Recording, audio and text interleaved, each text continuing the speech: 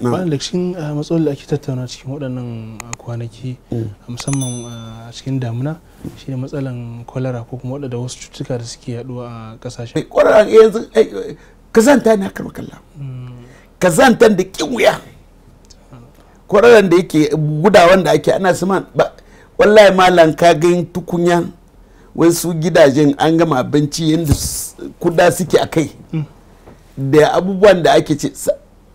akan kallon ka gyawo magana da ba zan iya yanzu ba salad ka san saladin da muke ci yanzu ka je wuraren da ake shuka salad muna da malamin lafiya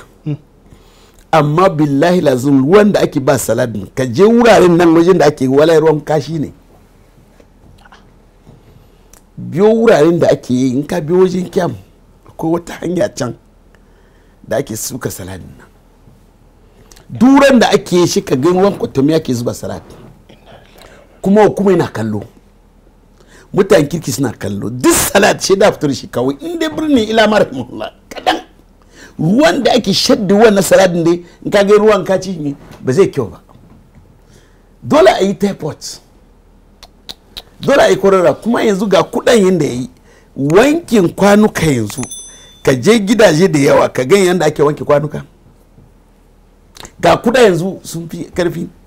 al'umma damuna sabta shi sa in ba yi sabtan ba koren ina nan tafiya da mu lahira zai yi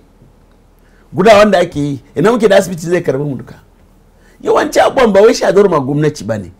addinin mu ya nuna mana nazafa sabta shugaban tariki sallallahu alaihi wasallam zai shiga gida shi ya swaki in zai fito shi ya swaki baya so a ce jikin sa ko na abu na ji wani karni ma yanzu ka ga wasu kwanuka ci abinci ma jiya na wucewa almajiri sun ci abinci a nan sun zuba da shana bol ina tambayewa ya she ko yace ya bai sani ba abinci kwanun da ake ci abinci an ce ana aka bari ana bol sa me ba zai shiga ciki ba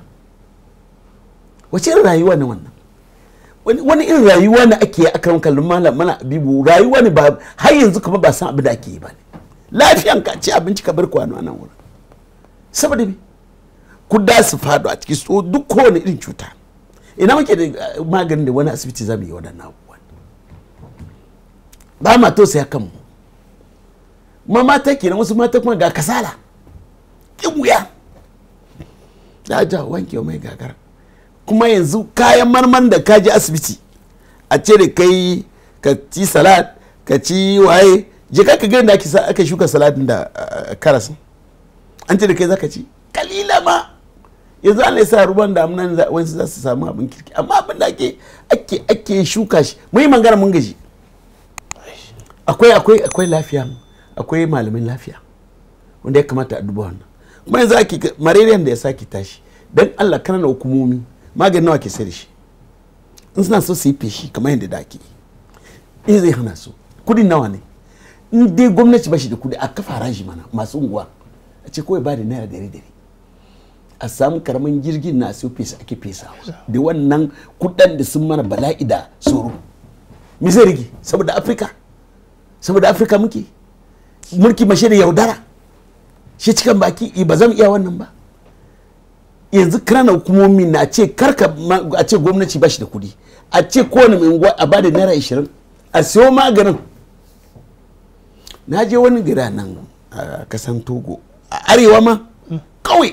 na je da awon su masa su musulunta shi na gan wani farin girgi ina yawo na shiga wani kawai gungurmi haka na gan musanta da mutane zan fita shi na gan wani farin girgi na yawo a ce menene wannan sun ce feshi ne feshi ne bayan fesa cikin gari ana fesa cikin jeji nawa ne kudin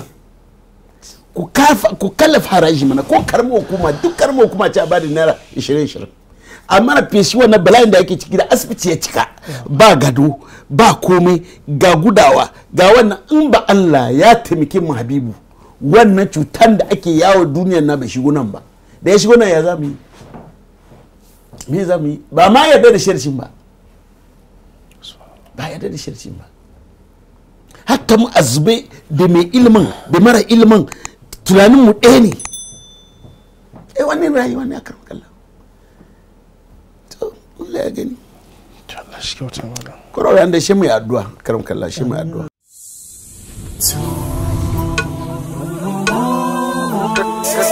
So